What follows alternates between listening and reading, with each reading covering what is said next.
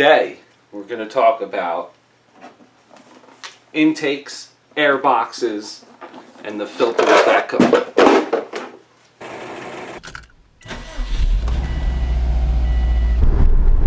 So one of the most frequently asked questions is, do I need a tune with my intake? Short answer, yes. Long answer, it gets a little more involved. Okay, so this here is the stock airbox for a 2002 WRX to 2007 STI. They use the same airbox with the same size air filter, which is pretty unique. And one of the coolest things about these Subaru airboxes is that they're not restrictive from the factory. Now, there are a lot of reasons why a car company will restrict the airflow either through the exhaust or through the intake. They'll either plug the exhaust up with making a smaller diameter pipe in the back. If you go onto Cobb's website, 08 plus STIs, even a drop-in filter changes the parameters so much. You need a tune for just a drop-in filter. The stock Subaru intake system can flow up to 300 wheel horsepower, so that's why you see a lot of people still have the stock intake system in. On our WRX and STI, intakes are usually used for sound. You get the bypass valve through the intake, through the open cone filter. My intake with my generally stock car is used just for sound. A very important part is what this is, and this is an air filter. This is your panel air filter. This is what you usually find stock on cars. I know some cars have circular air filters, and this filter needs to be oiled. Now, the cool thing about this is it's cotton media with some metal meshing around it to keep it all into place, with this rubber gasket around the side, which closes a nice seal when you close the airbox. Now, these K&Ns are very popular because they can be cleaned and re-oiled. Now, here's an issue with oiling your filters, is sometimes these filters come from the factory in a bag, and the bag has oil all in it. So what you have to do is you have to take the filter out, and I like to take some, you could take an old t-shirt, something absorbent, toilet paper, tissue paper, take some paper towel, and just blot off all that excess oil.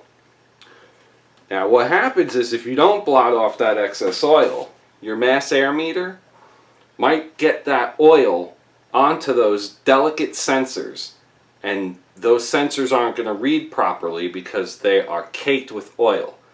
Now, I brought my 2003 SVT Focus to a dyno once, and we couldn't get the thing to hit into its intake runner. It wouldn't switch over the intake runners. It was kind of like a VTEC. It was Ford's VTEC. So they had long and short intake runners with a solenoid that switched over the intake runners, and it wouldn't do it.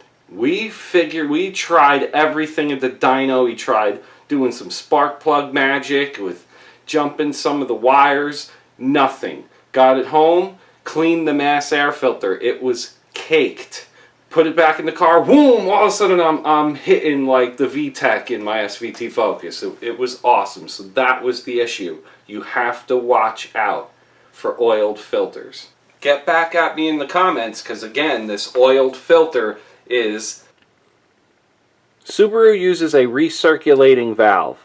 It snakes down under here, goes back into the inlet, back into the turbo. Without a tune, Subarus will not run right when it's venting to atmosphere.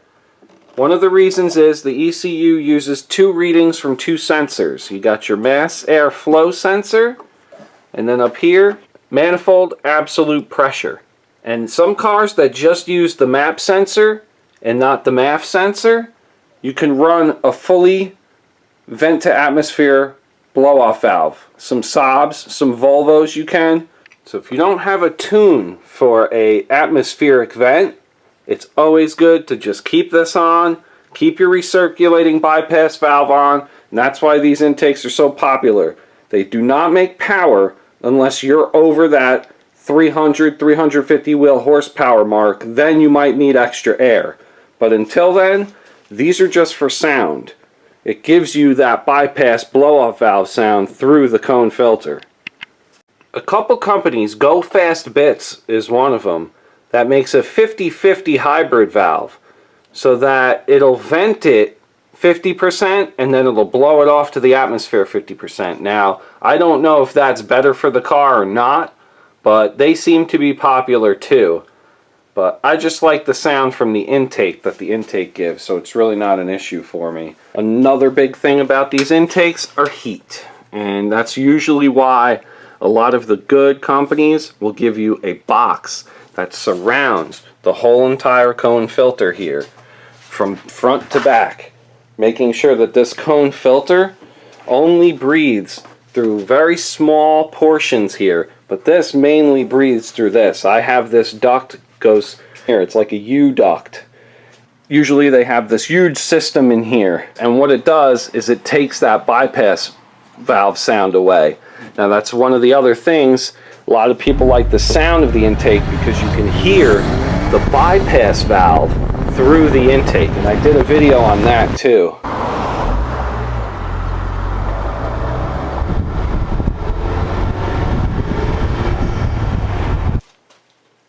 This is the cover for the Cobb heat shield, and it's on with a couple screws and some of these plastic washers. Inside this heat shield here is the cone air filter. And as you can see, the cone air filter, if you took this panel filter here that's in the stock box and pretty much just rolled it around in a circle, you would almost get this. So really, you have to think to yourself, do you have a greater volume of air coming in because of this? Probably not, because if you look, this filter looks like it's probably the same exact size as this, just wrapped around. On some cars, when you replace that intake filter, that air filter, and or the intake tube itself, depending on the diameter of the tube that the mass airflow sensor goes into, that's going to make a huge difference on the intake as well. And that's why really good companies research that size, that inside diameter of that tube that the mass airflow sensor sits in. And that helps keep the ECU happy.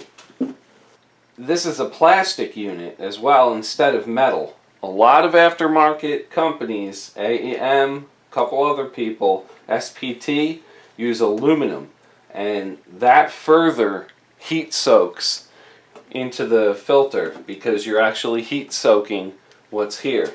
Another problem is sometimes on Subarus here, let's just pan up a little bit. Right here you have your coolant reservoir for your upper fill tank, and these two hoses right here, they branch off and sometimes they go above the intake, so you have hot coolant sitting next to your mass air filter, which isn't good. So a lot of people snake them underneath, which helps out a lot. You can buy dry filters for these, or Cobb gives you the oiled filter, so just be careful with the oiled filter. Remember, sop up any excess oil. You don't want it flowing into that mass air filter and gumming up the temperature or the actual volume of air sensors, the little wires that are in there. So as you can see, intakes are usually the first thing people do. Intake, exhaust, they're just the easiest things to get to usually.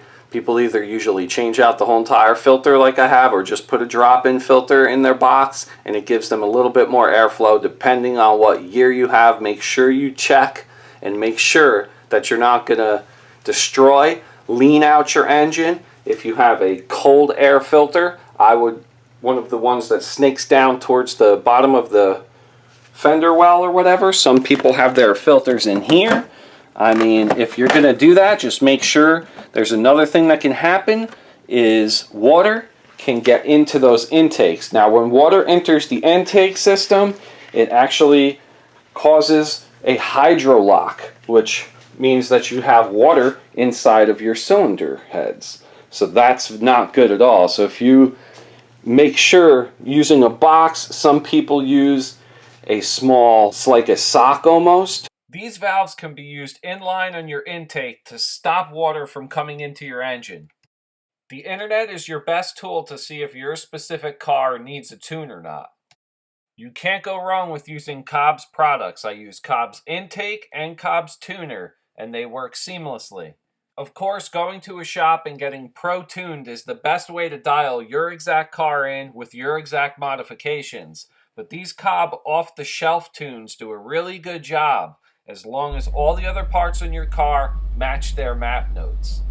If you were to go the other route and not get a tune for your intake, check the internet, make sure that the manufacturer of the intake works with your ECU. On the right forum, there's a good chance that your intake that you're going to use has been used by multiple people who have maybe done testing on the dyno and whatnot and know what this is going to do to your car. If the intake wasn't restricted from the factory, you're not going to make power unless you get the tune.